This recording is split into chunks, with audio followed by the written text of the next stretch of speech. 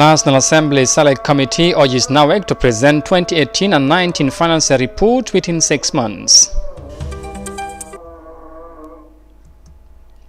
Tunisian Central Bank wants exchange legislations to be liberalized.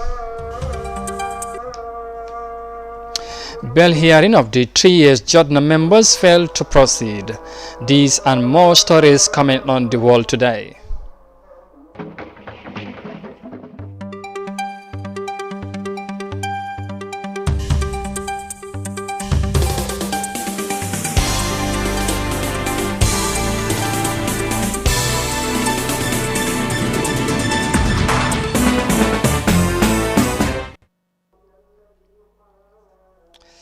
Hello, it is 1700 GMT here in our studios in Banjul.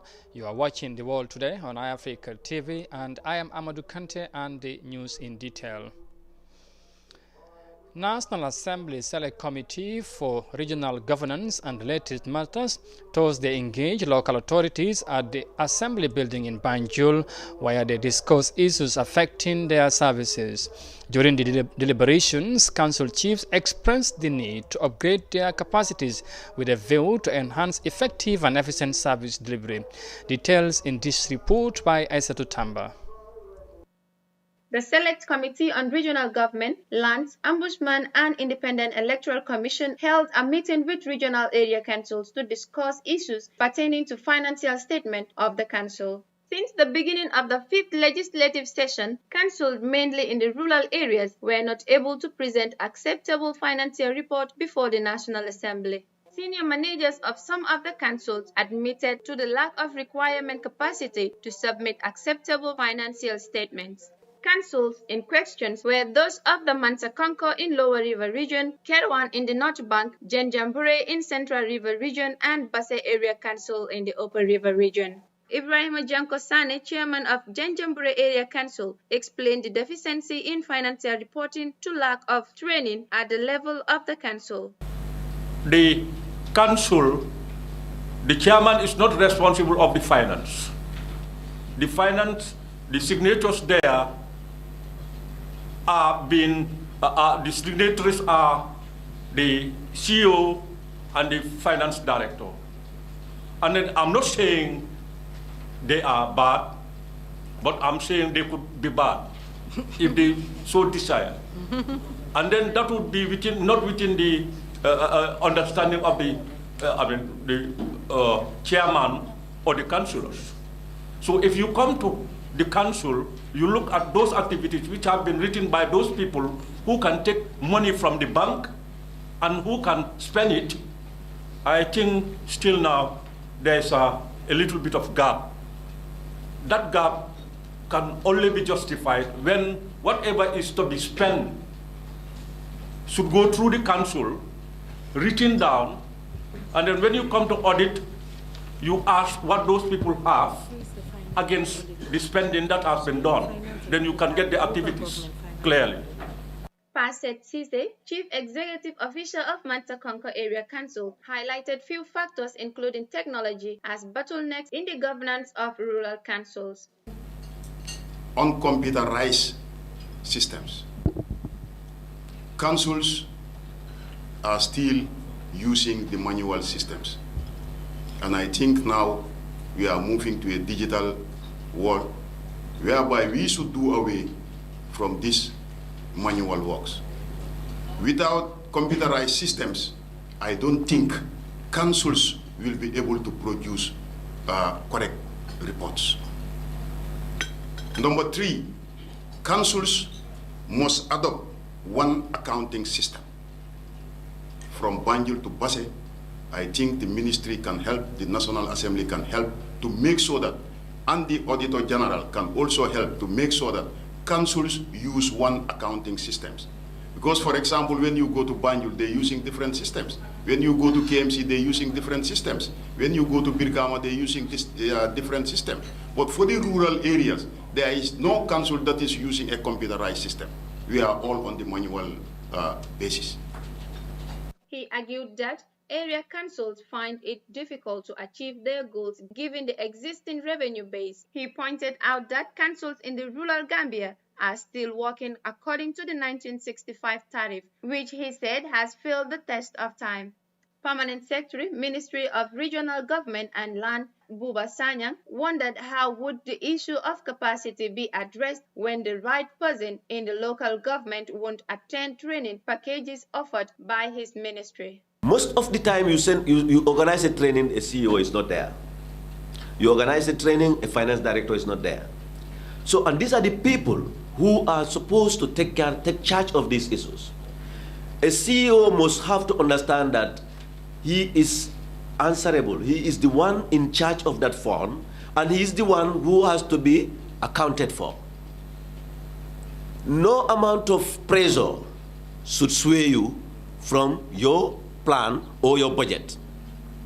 Unless the CEOs take this position and know that they have to go by their budget, they are going to be responsible. And they have nobody to blame but themselves. Chairman of the Select Committee responsible for local government, Musa Amunyasi, encouraged management of various councils collaborate in coming up with a baseline for the preparation of financial dealing. And where one is found wanting, I must be very clear, where one is found wanting, I'll underline the word wanting, we will take the necessary steps. So whether we're going to start from 2014, 2019, or which year, that depends on the agreement collectively with the guidance of the National Audit Office. Because it's very, very painful, like I said earlier on. When you come to present your report, the entire Parliament is waiting for when the Select Committee will present their report at plenary. Nothing happens. And again, funnily enough, we all live within where councils are. They can bear me witness. We even got an information that councils say the most challenging days is the day they will present their report before the Select Committee and what actions should be taken by the Select Committee. Once that is over, till next year again, they are free. The meeting accorded members of the National Assembly opportunity to figure ways and means to ensure transparent and accountable local governance. The outcomes of the meeting is expected to end the case in which the lawmaking body will reject financial report presented by local council for lack of proper editing. Reporting for iAfrica News, I am Aissatou Tamba. From that report on, of course, National Assembly matters and the regional authorities, we head to Nigeria next, where a young Nigerian artist is turning stainless steel materials, including spoons, into unique art pieces, which is now gaining international recognitions. Colin Akpodere cut these spoons, bend them together and turn them into attractive materials and images. He said his work are primarily inspired by the environment he grew in. Let's have more details of that in this report. You wouldn't be wrong to call him an iron bender, but he's much more than that.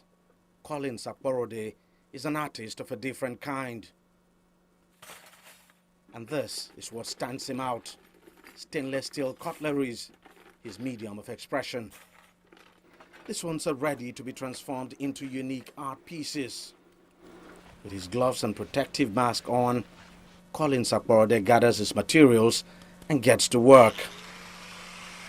He cuts the spoons, bends them into shape, and then welds them together.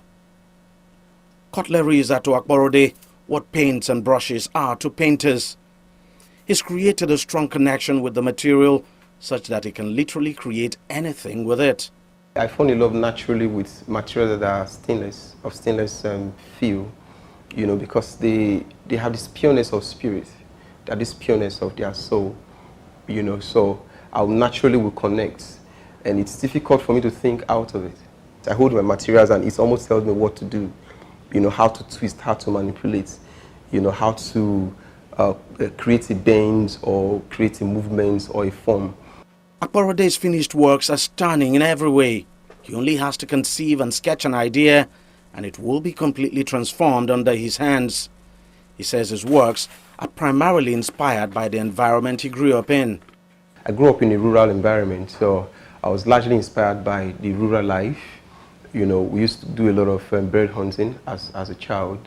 I guess that started out my passion and interest in creating a lot of bird sculptures. Akbarode has created some form of signatory right to this medium. He's also evolved into more engaging pieces like the human, animal, and abstract forms. Some of these works take about 2,000 pieces of spoons or more.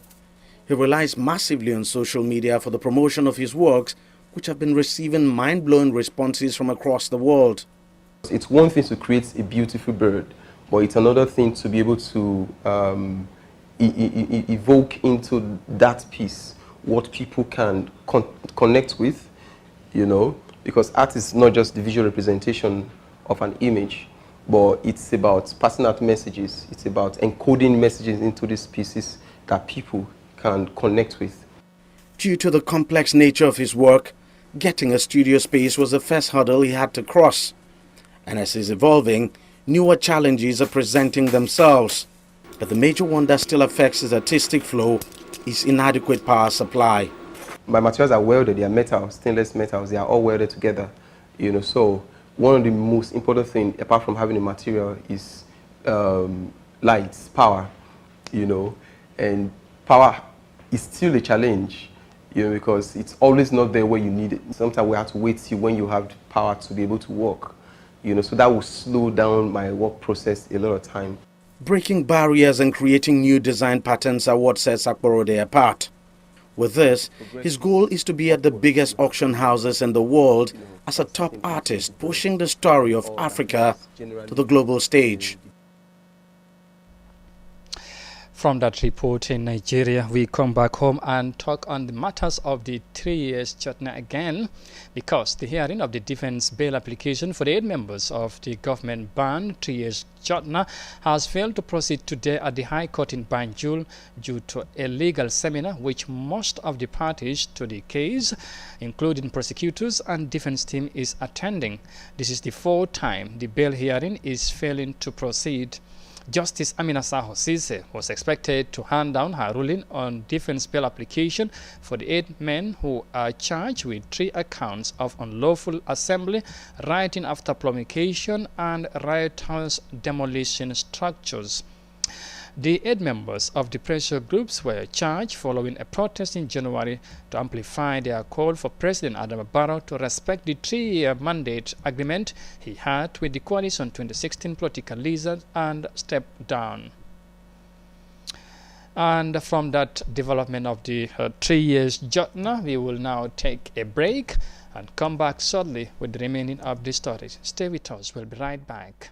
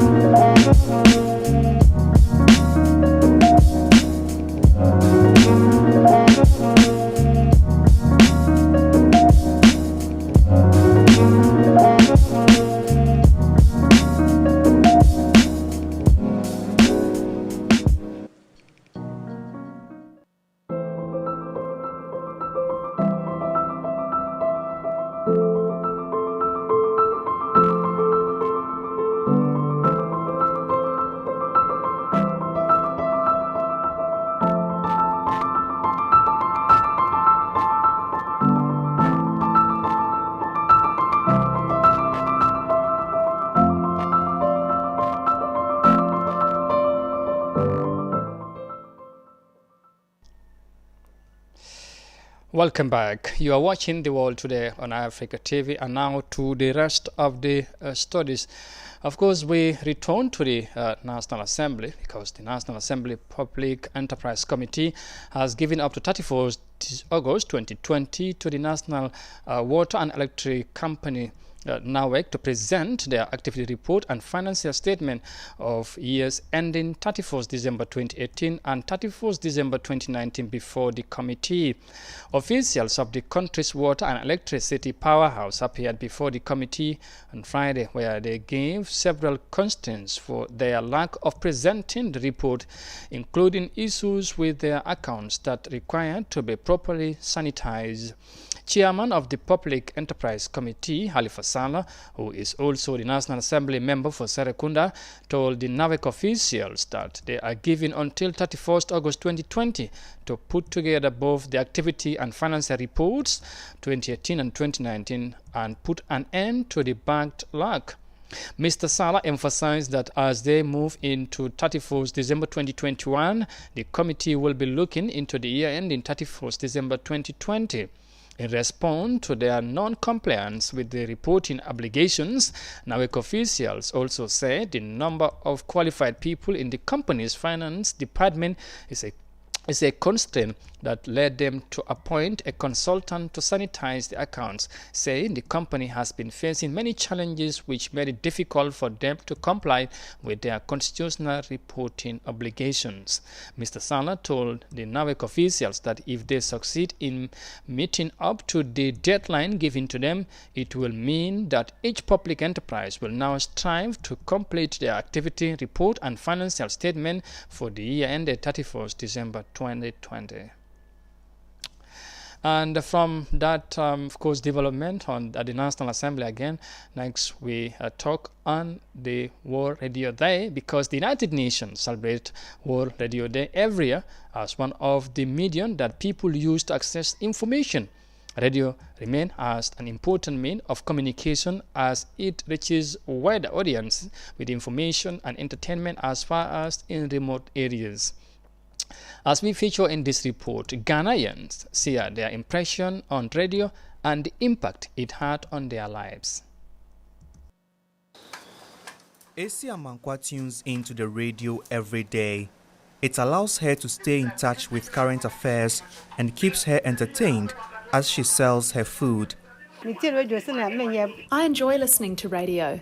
It keeps me informed about things happening in the country.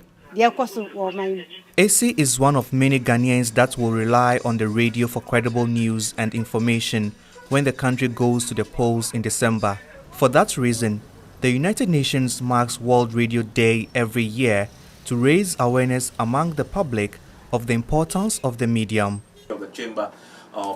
Evans Mensah has practiced radio journalism for 15 years.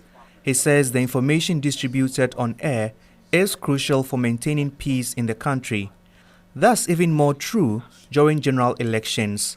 Our ability to protect the gate from comments and, contributions and other, broadcast items that could inflame passions even further is one of the key things that we guard against. And so this particular year, like other years, what we've done is to develop very strict protocols to guide who gets onto radio.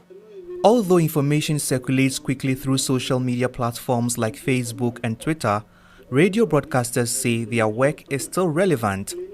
Ghana has more than 390 radio stations. Radio remains important here because it reaches the widest audience with information and entertainment and is accessible to those in remote areas that don't have internet or a television. Communication analysts are concerned about the surge of fake news on social media. Ahead of Ghana's elections, they say even radio isn't immune to the problem. It has become even more burdensome or crucial for radio stations, especially because of the power that they wield to verify information before going out there on air to put it out. For many Ghanaians like Esi Amankwa, radio helps shape their lives and guides their opinions on issues affecting the country. They want to trust that the information they get from radio is always accurate and reliable. From that report there in Ghana on the importance of radio, next we head to Tunisia, where the country's central bank has proposed to review the country's exchange legislation as part of its general outline to work with various institutions concerned. This is in attempt to gradually lift exchange restrictions that hinder some transactions with foreign countries. And let's have more details of that in this report. The central bank proposed, as part of its general guidelines on the review of exchange legislation, to work with the various structures concerned so as to gradually lift exchange restrictions that hinder some transactions with foreign countries for institutions and individuals. This is an important project because it will provide additional resources to the state fund. There are millions in foreign exchange circulating in the parallel market and abroad. The state, as well as thousands of Tunisians, will benefit from the amnesty. The central bank is also planning to bring about some changes aimed at completing the liberalization of current operations to introduce more flexibility and transparency in the exchange regulations. The review of the exchange law, which requires the amendment of Law Number 18 of 1976 and the implementing texts, is mainly linked to the Tunisian state policy in this area. The central bank aims to implement more transparency. The Finance Committee at the Tunisian Parliament has rejected the proposal and urged the government to introduce a new bill. The Tunisian Parliament is not willing to encourage tax evasion and to legalize the situation of people who made millions in illegal ways. The central bank wants to give incentives to some businessmen who do not deserve it. We will back any project that favors real transparency. According to the central bank governor, the amnesty covers investments by non-resident foreigners in Tunisia, such as the publication of Circular Number 14 of 2018 on the digitization of the investment form as a bank document allowing non-resident investors to benefit from the transfer guarantee. Regarding transfers abroad made by Tunisian institutions for foreign investment, the maximum amount was set at $1 million when financing with the business account in foreign exchange for exporting companies. Tunisia's foreign currency assets reached nearly $7 billion, which corresponds to 115 days of imports. That report there in Tunisia will certainly bring this news bulletin to an end. But for more, of course, details in these stories and others, you can log on our website on iafrica.tv. And as you enjoy watching our interesting programs, I wish you a very pleasant evening. And of course, once again, I am Amadou Kante, and bye for now.